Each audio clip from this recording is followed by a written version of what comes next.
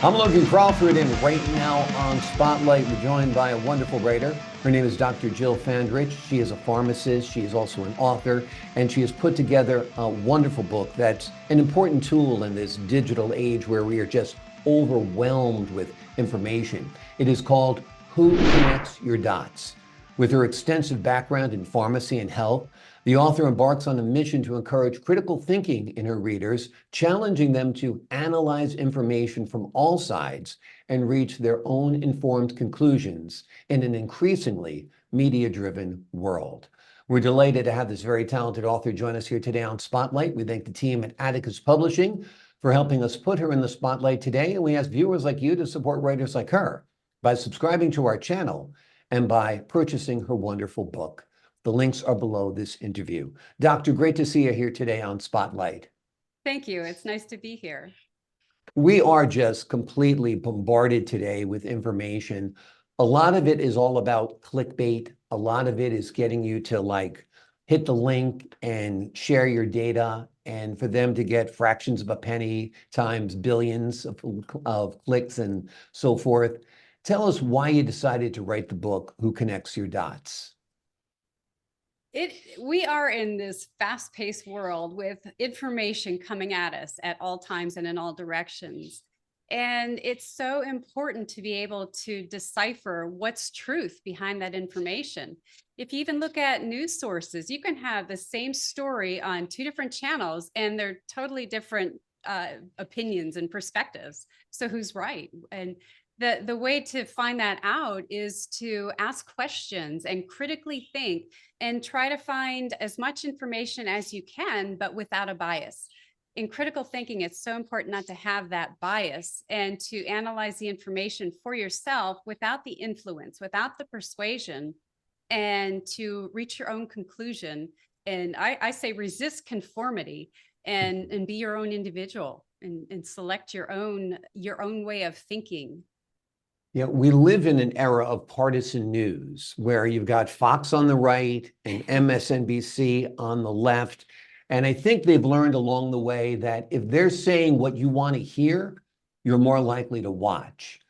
And if you watch the same event covered by Fox, for example, or by MSNBC, for example, you would think there were two different disparate events, but it's the same thing. So there is a lot of conflicting information out there. What are some of the first steps a person should do if they want to be a critical thinker when it comes to digesting information and media and news? The first thing is to get in the right mindset. I think it's very important for you to know where your own values are. So if you are in a place where you understand where you want to be and what your values are, then you can put yourself also in an unbiased mode of thinking. So you can look at both sides of the story. You can see both perspectives. And then it's up to you to find as much data as you can, analyze it, and then make your own decision.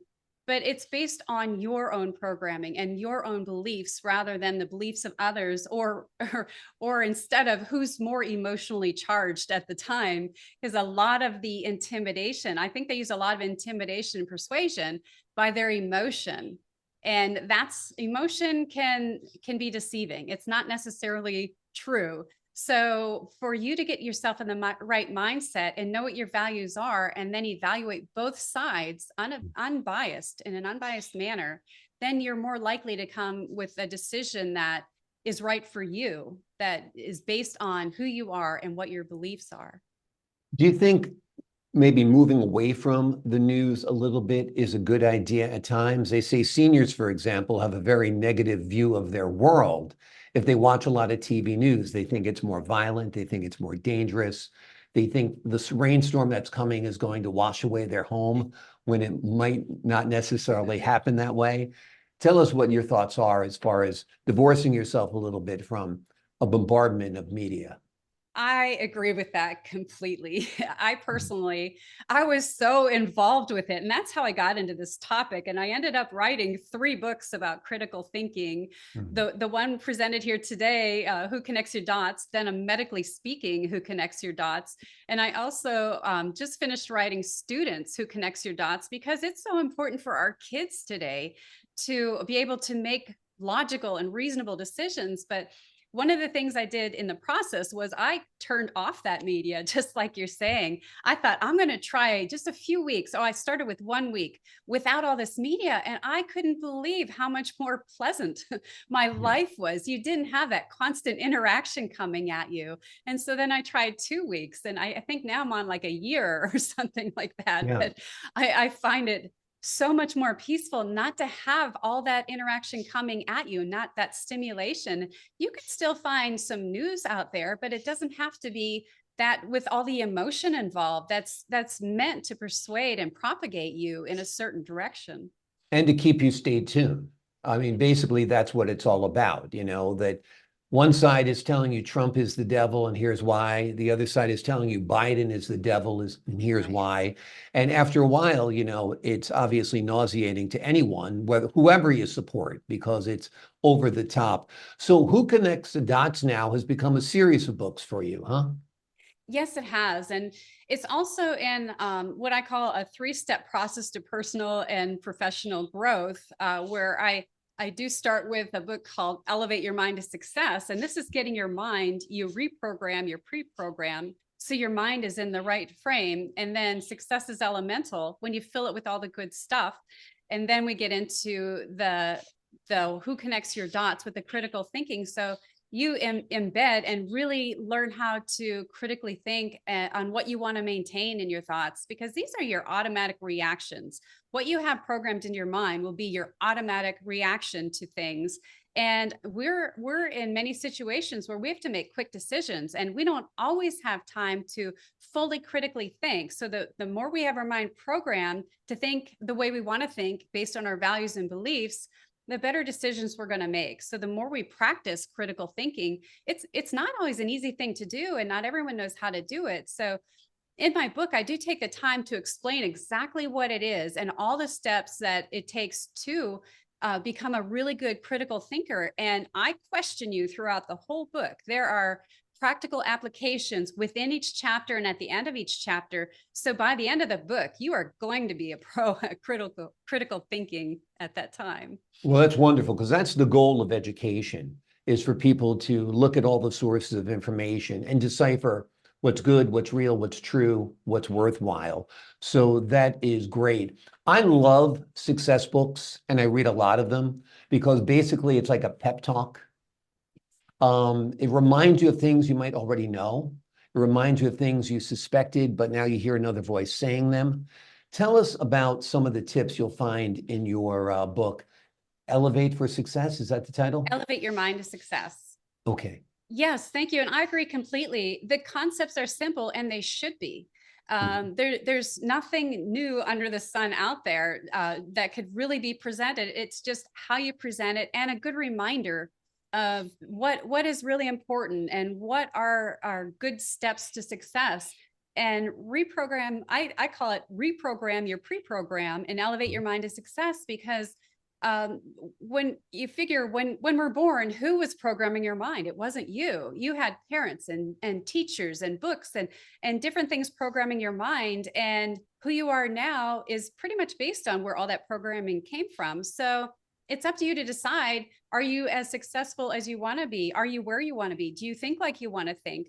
Or do you want to take the time to figure out what those thoughts are, go back and change them to who you really are and align with who you want to be? So I think that's an important part of Elevate Your Mind to Success, is to become aware of where your thoughts are and become aware of where you want to be, and then start the process of reprogramming it with the information that you want to contain within your mind.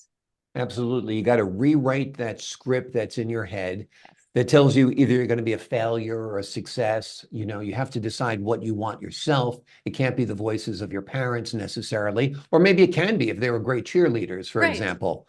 And where you focus is where you go, is a quote I use a lot, and it's very, very true. And it's obviously echoed in your book as well. Your journey is quite incredible. You're a doctorate of pharmacy. You've got a background in pharmacy and health. Tell us a little bit about your journey as a writer as well. Well, let's see, I was reading some self-help books because I do like to be a continual student.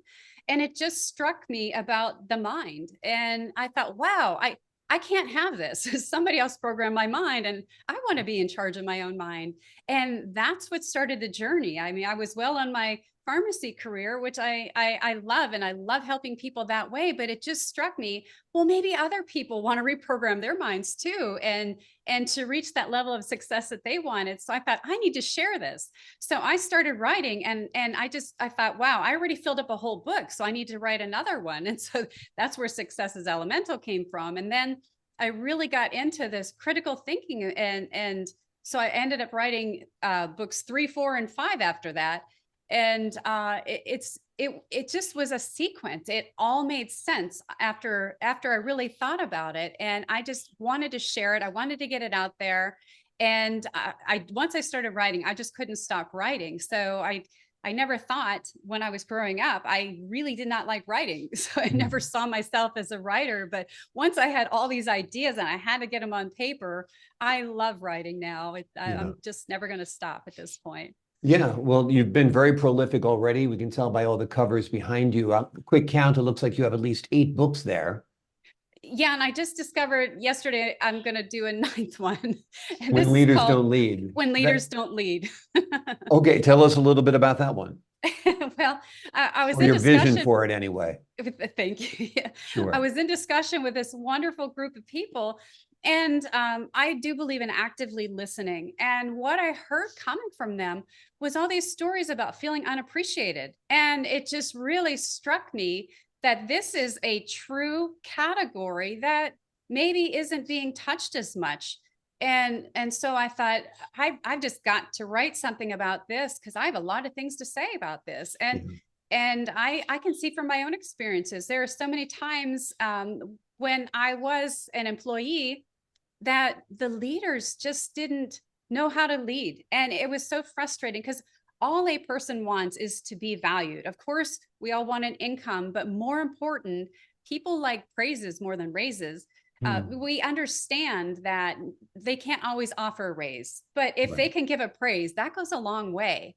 And so this sparked me thinking like, wow, there are so many people out there that could really benefit from hearing about this and know they're not alone. So that started the next book. Wonderful. Well, it's a lost art being a strong leader, and I think strong leaders are needed now more than ever. We do live in complicated times, no doubt, and part of it is this fog of information that we have. So we appreciate you writing your books to help people decipher through it. If you were going to tell the folks at home to start with one of your books, where would you tell them to start? Well, I would start with Elevate Your Mind to Success, because Okay. I do believe that you have to declutter your mind first. You need to get in the right frame of mind and really lay out your goals and where you want to be, and just know where you want to go. And clearing out your mind allows you to put the better things in there and reprogram it. So I would start with Elevate Your Mind to Success for the beginning of this journey. Absolutely. And an analogy I use for people, I usually tell people when they're trying to contemplate their career, I say, if you had a magic wand, what would you be? And if they answer that question or can't answer that question, there's a problem. Because if you don't know where you want to go, you're not Right. going to be able to get there. Right. You know, it's like taking a trip, you've got to come up with a destination, then we can come up with a map.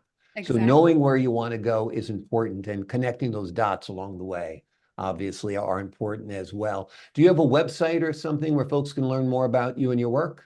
Yes, thank you. It's Sure. www.abookintime.net. Abookintime.net. Sounds great.